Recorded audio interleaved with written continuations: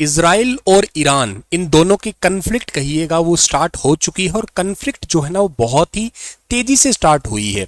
तेजी से स्टार्ट हुई है इन द सेंसर कि इस ईरान ने इजराइल के ऊपर 200 के आसपास जो है ना वो मिसाइलें दाग दी है। हालांकि एक भी पर्सन की डेथ नहीं हुई है, नुकसान नहीं हुआ है, लेकिन फिर भी इजराइल की धरती के ऊपर वो मिसाइलें जाके गिरी है। इतना स्ट्रांग सिस्टम होने के बावजूद भी वो मिसाइलें जाके वहां पे गिरी है। तो उसकी वजह क्या है, क्यों वो मिसाइलें वहां पे चली गई, जबकि इनके पास तो आयरन डोम है, इतना सिक्योर इनका जो डिफेंस सिस्टम है। हमास वाले टाइम पे तो यहाँ पे जो जो मिसाइलें आई थी वो तुरंत हवा में ही जो है खराब कर दी गई थी या उनको वहीं पे ही डीएक्टिवेट कर दिया गया था। जबकि ईरान से चली हुई मिसाइलें यहाँ तक पहुंच कैसे गई, आइए इन सभी के बारे में डिस्कशन करते हैं। बहुत इंपॉर्टेंट सी न्यूज़ है। इजराइल ने अभी यूएन सेक्रेटरी को, यूएन चीफ को अपने देश में बैन कर दिया। ये आदमी हमें कहीं पे भी दिख गया, इसे तुरंत प्रभाव से जेल में डाल दिया जाएगा। इन सभी के बारे में आज डिस्कस कर लेते हैं। आप सभी को बहुत बहुत नमस्कार। टेक्स्ट बुक सुपर कोचिंग पे आप सभी का स्वागत है। मेरा नाम है सुनील बिश्नोई। प्यारे दोस्तों, आप सबको अभी फिलहाल के लिए ये कुछ मंजर जो है ना वो बार बार न्यूज़पेपर में या मीडिया पे ट्रोल होते हुए दिखाई दे रहे हैं। अमेरिका की चेतावनी के बाद भी क्या हुआ है कि ईरान ने पूरे इजराइल पर मंगलवार की रात को लगभग 9 से 10 बजे के बीच में 180 से ज्यादा बैलिस्टिक मिसाइलें जो है दागी है। मिसाइलें दो प्रकार की होती है, एक होती है क्रूज, एक होती है बैलिस्टिक। क्रूज जाती है ऐसे parallel to the surface, ballistic होती है ये परवलयाकार या एक पैराबोलिक सा पाथ फॉलो करती है। जब लॉन्ग रेंज की मिसाइलें होती हैं तब जनरली बैलिस्टिक मिसाइलों को छोड़ा जाता है। हालांकि अब तक बड़े नुकसान की खबर नहीं, मतलब जनरली सिंपल थोड़े बहुत लोग घायल हुए, लेकिन ऐसा कुछ लोग जो है ना जिनकी डेथ हुई है इन हमलों की वजह से, ऐसा कुछ नहीं है। कहां से दागी गई, कितनी दूरी का पाथ फॉलो किया होगा इन्होंने, तो इजराइल का जो है ना वो इस्फान नाम की एक जगह है, यहां से जो है ना हमला हुआ है और ये चीरते चीरते वहां जाके इजराइल पे गिरा है। आप ये देख सकते हो, ये रहा आपका ईरान, ईरान के बाद यहाँ इराक आता है, सीरिया है और ये कुछ हिस्सा जॉर्डन का भी है, गाजा का भी है, वेस्ट बैंक का है। ये छुटकू सा ही है, बहुत बड़ा नहीं है, मतलब इसकी कोई ज्यादा बड़ी आबादी नहीं है, 1 करोड़ से भी कम है, 95 पॉइंट समथिंग है। लमसम ये 1 करोड़ अपने आप को मान लेते हैं, तो 1 करोड़ के आसपास आबादी वाला, फिर भी सिक्योरिटी के मामले में इसकी बहुत तेज तरार बातें चलती रहती है हमेशा। तो यहां से ये दाग के यहां तक ये जो है ना सफर तय किया गया है आपका। अच्छा, तो ये सफर तो ठीक है, तय किया गया है। कुछ वहां पे ऐसे दागे गए खोखे जो है पड़े हैं अभी, मिसाइलों के खोखे, जो मतलब आगे का वॉर हेड पार्ट है वो तो जल गया है और पीछे का जो हिस्सा है वो बच गया है, जो लोग अभी फिलहाल के लिए देख रहे हैं। ये फतेह नाम की मिसाइल है, फतेह 1 मिसाइल जो है ना इन्होंने इसका यूज किया, के साथ साथ फतेह 2 मिसाइल का भी इन्होंने यूज किया। अब ये नई मिसाइल है, आप अब थोड़ा ध्यान से देखोगे ना, इसकी शेप और उसकी शेप में थोड़ा सा आपको चेंजेस दिखाई देगा। इसकी शेप आपको दिखाई देगी ऐसी, जनरली सभी मिसाइल की शेप है ना वो कुछ इसी टाइप की होती है, लेकिन इस बार जो इन्होंने मिसाइल दागी है वो उसकी शेप थोड़ी सी आपको चेंज दिखाई देगी, कुछ इस टाइप की। ये थोड़ा सेक्शन अलग सा दिख रहा है आपको। अब आप ये जरूर कहेंगे कि सर ये मिसाइल जो है ना ये उनकी धरती पे चली कैसे गई। आप ये इनकी जो बरसते हुए गोले हैं वो देख सकते हैं कि किस तरीके से जो है ना इन्होंने अटैक किया था। ये इस तरीके से जो है ना इनका अटैक था, ये इस तरीके से यूं समझो कि जैसे रात में तारे टूटते हुए से दिखाई दे रहे हैं ना, उस तरीके से तारे टूटते टूटते से गिर रहे थे और उनकी धरती के ऊपर जा जाके जो है ना ये ब्लास्ट कर रहे हैं। मुद्दा ये है कि उनकी धरती पे ये पहुंच कैसे गए। धरती पे तो इनका तो आयरन डोम बहुत ज्यादा स्ट्रांग है, धरती पे तो पहुंचना ही नहीं चाहिए था इनके तो, बट फिर भी धरती पे पहुंचे। उसकी वजह जो है ना ये फतेह 2 नाम की जो मिसाइल है ना इसकी वजह से ही। ये आवाज से 10 गुना ज्यादा तेज जो है ना इसकी स्पीड है, 10 से 15 मैक की स्पीड के आसपास जो है ना ये चल रही है। अब क्या है कि इसमें गजब की बात ये है, सॉलिड और लिक्विड फ्यूल तो इसके अंदर ठीक है यूज किया जा रहा है, लेकिन इसके अंदर ये ना हाइपरसोनिक ग्लाइडल मिसाइल है। इसका क्या मतलब है सर, इसका मतलब है ये मिसाइल चली, ठीक है ना। अब देखो जब पहले से कोई मिसाइल आ रही है तो उसका अलर्ट कर देते हैं, अलर्ट हो जाता है कि हाँ ठीक है मिसाइल आ रही है, सचेत हो जाओ इसको, अब यहाँ पे जो ना ये इतनी देर बाद यहाँ पे पहुंच जाएगी। जैसे फॉर एग्जांपल के लिए भाई आपका घर, आपके घर में आ रहा हूं और आपके घर और मेरे घर के बीच में आधे घंटे का डिस्टेंस है, मैंने फोन कर दिया, मैं घर से चल पड़ा, आपने टाइम नोट कर लिया कि सर मेरे पास 30 मिनट बाद पहुंच जाएंगे।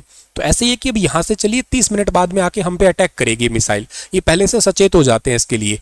लेकिन ये मिसाइल क्या करती है, ये मिसाइल चलती है और जैसे ही टारगेट के पास में जाती है ना तो ये एक्चुअली थोड़ी और स्पीड पकड़ लेती है, आई मीन ये एक्सेलरेट हो जाती है रैपिड फायर तरीके से, मतलब समय से पहले पहुंच जाती है। अच्छा मान लेते हैं कि फिर भी चलो सामने इसको कोई रोकने वाला हो, तो ये ग्लाइडल भी है, मतलब मान लेते हैं कि सामने से आके कोई यहाँ पे इसको अटैक करे तो ये रास्ता चेंज कर लेती है, ऐसे करके यहाँ से निकल जाएगी ये अपना, मतलब ये जिगजैग ऐसा पाथ फॉलो करके चल सकती है ये। इसी वजह से जो है ना वो ईरान इजराइल के अंदर जो ना ये ईरान की मिसाइलें हैं वो जाके बेसिकली वहाँ जाके गिरी है उनकी धरती के ऊपर। नुकसान कुछ नहीं हुआ, क्यों नहीं नुकसान हुआ, उसकी वजह ये थी कि पहले ही जो है ना ये मिसाइल का जब खतरा था तो यहाँ पे जो इजराइल था उन्होंने लोगों को बंकर के अंदर, वहाँ पे जगह जगह पे ऐसे बंकर बना रखे हैं, तो अपने करोड़ों मतलब लगभग करोड़ी लोग हैं ये आसपास, करोड़ से कम ही है, उन सबको जो ना ऐसे बंकर्स के अंदर छुपने के लिए कह दिया गया। ये अंडरग्राउंड में यहाँ पे खाना पीना सब कुछ बहुत सारी चीज़ें सुविधाएं हैं। हालांकि कोविड के टाइम पे यहाँ पे एज ए वैक्सीनेशन के लिए भी इनको यूज़ किया गया था। मुद्दा तो चलो ये ठीक सब कुछ चल ही रहा था आपका, ठीक है ना। इस पे अमेरिका का क्या कहना है सर, ठीक है।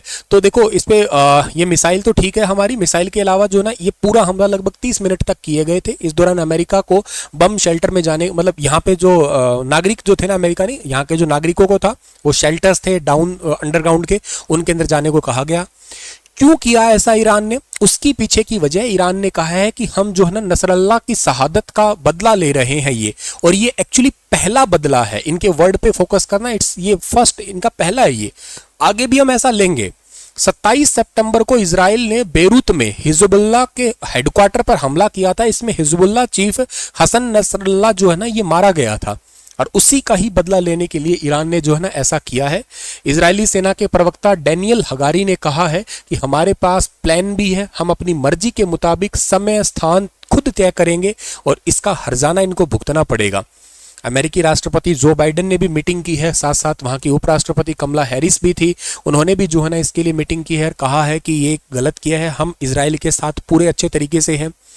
इजराइल के जो प्रधानमंत्री है नेतन्याहू, उन्होंने कहा है कि ईरान ने आज रात एक बड़ी गलती कर दी है और इसकी कीमत उसको चुकानी पड़ेगी। इसका मतलब समझ जाओ कि वहां पे अब और भी अटैक होने वाले हैं।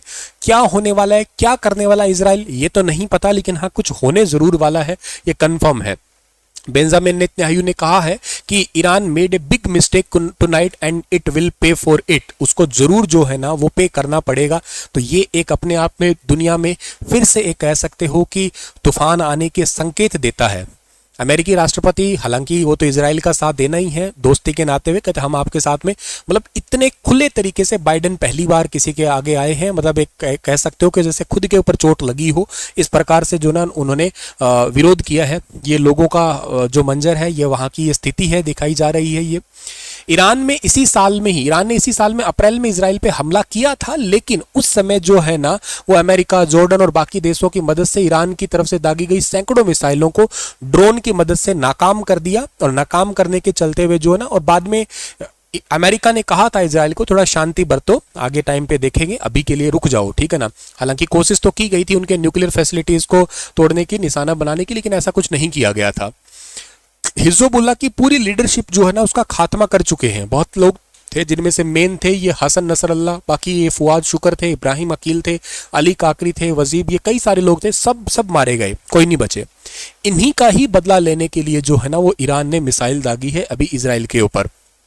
हालांकि इजराइल में ये मत समझिएगा कि केवल ऊपर से अटैक हो रहे हैं, कुछ आतंकी जमीन पे भी घूम रहे हैं। मतलब सोचो वहां के लोगों का फिलहाल क्या हाल रहा होगा कि वहां ऊपर से अटैक तो चल ही रहे हैं, के साथ साथ लोग घूम रहे हैं, वो भी उनको परेशान कर रहे हैं। लाइक जो 2 आतंकी देखे गए, इजरायली पुलिस ने बताया कि राजधानी तेल अवीव के आसपास जो है ना जाफा में गोलीबारी की घटना हुई। इसमें अब तक 8 लोगों की मौत हो चुकी है, जिसमें से एक हमलावर को जो है ना पकड़ा जा चुका है। और ये भी नोट हो रहा है, ये बंदा हंस हंस के गोलियां मार रहा है, ठीक है। तो ये भी मतलब वहां की एक फिलहाल संकटों से भरा हुआ काम चल रहा है। भारत की तरफ से एस जयशंकर साहब ने, विदेश मंत्रालय ने जो ना एडवाइजरी जारी की है, जो ईरान के अंदर है या इजराइल के अंदर है, कि भाई फिलहाल थोड़ा अपना समय जो है क्रिटिकल है, थोड़ा बच के रहिएगा, संभल के रहिएगा, क्योंकि अब आपको पता ही है कि बदले में इन्होंने कुछ कह दिया है कि इजराइल ने कह दिया कि ईरान को पे करना पड़ेगा, तो वो कुछ करने वाले हैं। मेन क्या कर सकते हैं, वो जो संभावना है, वो संभावना मैं आपको बताता हूं। उससे पहले इन दोनों की मिलिट्री पावर बता देता हूं क्या है। इसकी मिलिट्री पावर लगभग 6,70,000 के आसपास है, इसके पास 11,80,000 के आसपास सैनिक है। इसका जो डिफेंस बजट है 2 लाख करोड़ का, इसका 83,000 करोड़ का है। इसका जो टैंक है वो 1370 है, इसके लगभग 1996 है। जो नेवल फ्लीट है वो लगभग 64 जहाजें हैं, इसके पास 101 है। एयरक्राफ्ट 612 है, यहाँ पे 551 है। दोनों देशों के डिफेंस बजट 2023-24 का ग्लोबल फायर पावर रिपोर्ट जो है ना उसके अनुसार बताए गए हैं। तो ऐसा नहीं कह सकते कम है ज़्यादा है, वो छोटा भले ही हो लेकिन डिफेंस टेक्नोलॉजी में बहुत आगे है। कौन? इजराइल। लेकिन ईरान कह रहा है हम डर नहीं रहे, ये तो हमारा पहला है, हम और भी करेंगे, हम तैयार हैं बिल्कुल। जो इजराइल कर सकता है अटैक, वो सबसे ज्यादा जो दिखाई दे रहा है वो इसके ऊपर कर सकता है, होमरुज। ये होमरुज जो है ना, ये यहाँ पे तेल के बंकर्स, इनके मतलब ईरान आपको पता है दुनिया में सबसे ज्यादा तेल के लिए जाना जाता है। इसकी वजह से तेल ऑयल प्राइसेस जो है ना वो बढ़ सकते हैं। ये एक सबसे बड़ा मतलब 3% के आसपास तो अभी भी इजाफा हो ही गया है, आने वाले टाइम में 5 या 10 भी हो सकता है, क्योंकि यहाँ पे ऑयल और पावर, इन दो चीजों पे अटैक कर सकते हैं। क्योंकि जो इजराइल है वो छोटा है, ईरान एरिया में बहुत बड़ा है। तो अभी तो ये कयास लगाया जा रहा है कि इनके किन के ऊपर अटैक किया जाए, सबसे पहले किस चीज पे अटैक करे जिससे ये डिस्टर्ब हो पहले। तो सबसे पहला उम्मीद यही है कि अटैक किया जाएगा तो इनके हो सकता है ऑयल वाले पार्ट के लिए या पावर पे। अच्छा, अगर अटैक कर दिया ना मान लो, तो ये ईरान क्या करेगा, इस होमरुज जहां से जो ऑयल्स के लिए ये इस पास से निकल के आते हैं, ये इस तेल वाले को बंद कर देगा। इसको बंद कर देगा ना तो पूरी दुनिया में इफेक्ट पड़ जाएगा। फिर लोग प्रेशर बनाएंगे कि इसके ऊपर, इजराइल पे, कहते भाई युद्ध को रोक दे। ये ना सर्कल सा चल जाएगा, ठीक है ना, जैसे यूक्रेन और रशिया के टाइम पे हुआ था ना आपका, जैसे श्रीलंका जैसे देश तो तबाही हो गए थे बेचारे, सत्ता भी पलट गई थी, सत्ता ही चली गई थी। इजराइल ने अभी साफ साफ कहा है यूएन सेक्रेटरी को, जो एंटोनियो गुटेरेस है, कहते तुम देख रहे हो ना कि ये किस तरीके से हमले करे जा रहा है ईरान। उन्होंने जो है क्या किया, एक ट्वीट किया कि मैं जो मिडिल ईस्ट के अंदर हमला हो रहा है मैं उसकी निंदा करता हूं। कहते भाई तुम मिडिल ईस्ट क्यों लिख रहे हो, डायरेक्ट तुम ईरान क्यों नहीं लिख रहे हो कि ईरान ने हमारे ऊपर गोले बरसाए, तुम देख क्यों नहीं, और हमारी धरती के ऊपर पड़ रहे हैं, देखो तो सही। फिर यूएन कहने लायक ही है क्या केवल? तो कहा कि आज के बाद में अगर ये एंटोनियो गुटेरेस हमारे देश में आ गया तुरंत जेल में डालेंगे, हम यूएन का तुरंत बहिष्कार करते हैं। ऐसा शायद दुनिया में कोई देश तुमने सुना हो जो ऐसा कुछ करता हो। फिलहाल के लिए अपडेट्स ये हैं, इन फ्यूचर के लिए जो कुछ और अपडेट्स आएंगे मैं आप लोगों को जरूर शेयर करूंगा। Thank you so much. आपके क्या विचार है इसके ऊपर, आप भी अपने कमेंट्स के अंदर जो है खुले रूप से विचार बता सकते हैं। Thank you so much. Stay happy, stay healthy, stay connected with text book super coaching. Thank you.